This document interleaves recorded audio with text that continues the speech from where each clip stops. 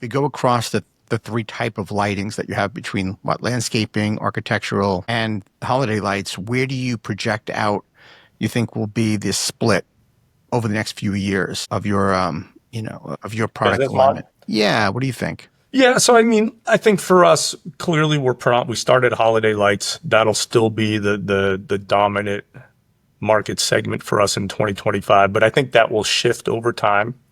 I think the real growth opportunities for Wonderly lights are going to be in the full service year-round model. So that would be the permanent and then the architectural landscape. And I group architectural landscape in the same vein. It's kind of a nuance of whether you're lighting the house or the landscaping, if you will. I think the permanent lighting probably will be the faster growth. The longer term opportunity is probably landscape and architectural. Okay. And what about the type of person you think is really going to thrive or has been thriving in this franchise system? As an owner, not a customer. Yeah, as an owner. Yeah, so I think it's somebody who's comfortable managing, a field technician force, whether that's subcontracted or full-time hires. It's going to be somebody who's comfortable kind of I wouldn't say in the sales, but sharing or presenting proposals to homeowners, because the ticket price on one of these landscape or permanent lighting could be anywhere from $2,000 to $8,000, in some cases upwards of 10. So either you have to find the right person or you have to feel comfortable sitting with somebody at their kitchen table or out in their front lawn and doing the demonstration of this is what I can do for a landscape lighting design.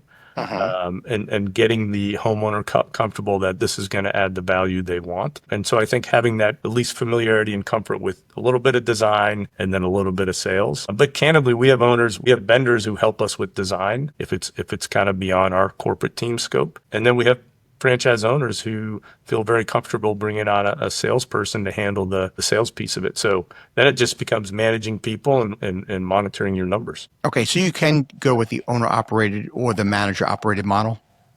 For sure.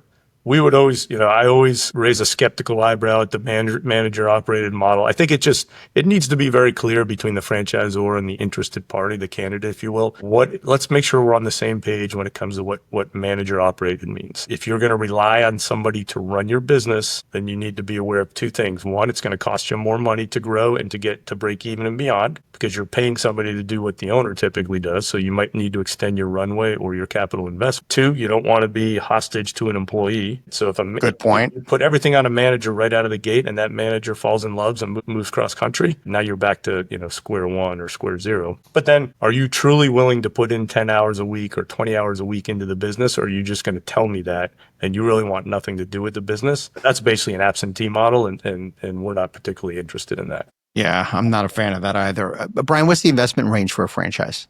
It's about $125,000 for a single, including the franchise fee in the first year of marketing. And how big is a territory typically?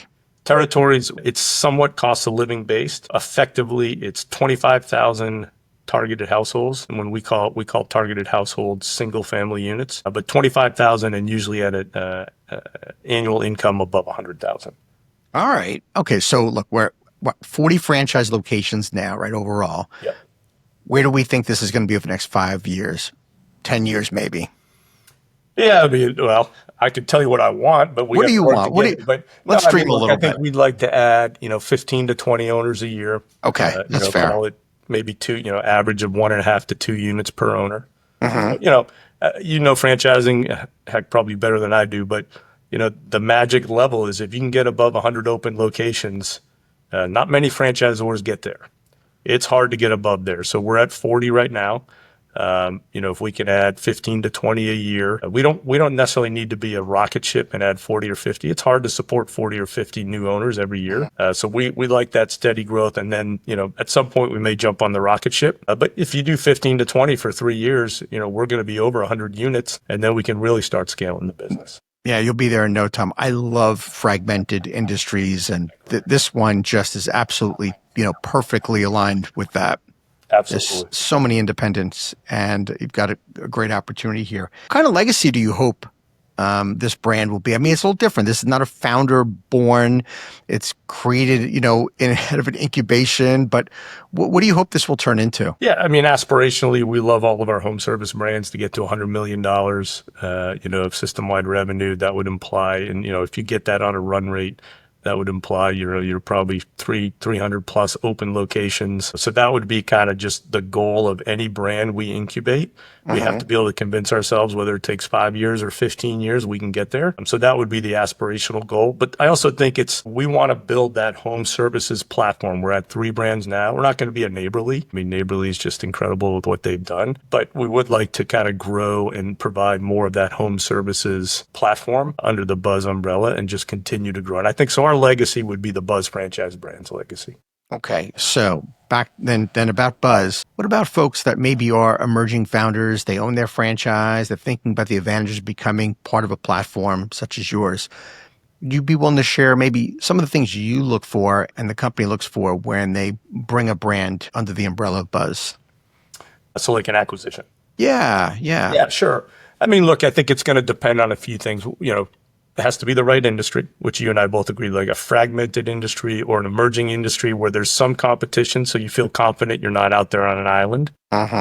So, like Mosquito Joe, for instance, there were 2 pretty established franchising competitors that gave us confidence the market was there. And then we were able to bring kind of our unique perspective to bear. So we have to convince ourselves the industry is right. Candidly, we're not looking necessarily to be an investor, so we're going to want majority control. And so I think if you're an emerging franchise or if you're a true founder, you're going to have to make that decision. And that decision is, do I want to bootstrap this, taking out the credit cards, hitting up the friends and family or whatever angel investors you have, or at some point, am I willing to give up majority control to get with a platform that can help me grow faster? And that's a personal decision. And I think any founder has to think through that, should have some good advisors. And then the third is just like, does the brand fit with what we do? Like, we're going to look at how the FDD is structured. I can't emphasize that enough. Like, make sure you get good advice when you set up your first FDD, because if you make any structural mistakes in that FDD, an acquirer, in this case, Buzz Franchise Brands, we're going to take a hard look at that. How many franchisees do you have? Can we live with that agreement for 5 or 8 or 10 more years? Or is it like, that's just going to cause us a lot of problems? It's not worth our time. So thinking how you set up the brand is important. Sure. Well, I'm going to interpret that as a founder and say that the advice to the audience would be, if you're going to franchise your company, make sure you go to a franchise attorney, not an attorney who says, I do franchising or I can do franchising. That's not a franchise attorney. You want somebody who says, I am a franchise attorney, right? Yes, I think that's a great way of framing that for sure. I always relate that to sports because I'm a sports guy. I don't want to have somebody say, yeah, I can play shortstop. No. Are you a shortstop? Don't tell me you can play short. No, we don't do that. Exactly. I can do a lot of things. The question is, can I do it well? Exactly. Only a handful of things I can do well. Well, I know my wife would agree when it comes to me doing work around the house. I can try, but that's true. You don't want me doing it. I'm in the same boat. That's funny. Well, Brian, if someone was interested in learning more about Wonderly Lights, where would they go? Yeah, the simplest is just to go to wonderlylightsfranchise.com. Okay. And they can find our website. We're on LinkedIn. We're on Facebook, Instagram. We're pretty much everywhere. If you just do the search for Wonderly Lights, reach out to us. They can look me up on LinkedIn. I'll respond to any personal inquiries and connect you with the right people. But happy to talk to anybody who wants to learn more about the industry and the business model. Great. All right. Why is now a great time to be part of Wonderly Lights?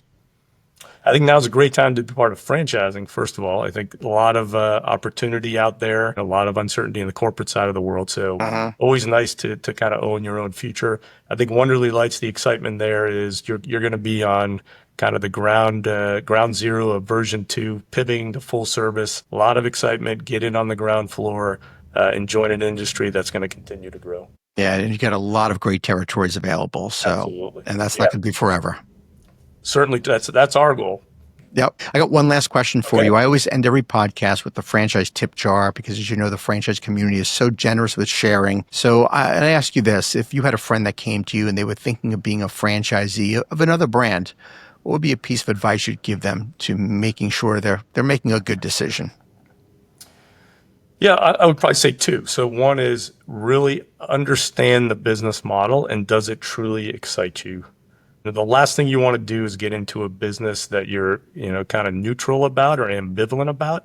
Because if you don't have the passion fueling you every day, it can make it seem more like a chore than a journey of business growth and personal growth, right? And then the second is don't buy into the absentee owner thing. If you want to get into business ownership, Get into it because you feel like you can run this brand and grow this concept. Don't be sold on the idea, you only got to put 5 hours a week into it. If it's too good to be true, it's probably too good to be true. That is great advice. Not enough people share that, but anytime I hear somebody say we accept absentee owner franchises, to me, that is a signal to run, but don't walk away. I would agree.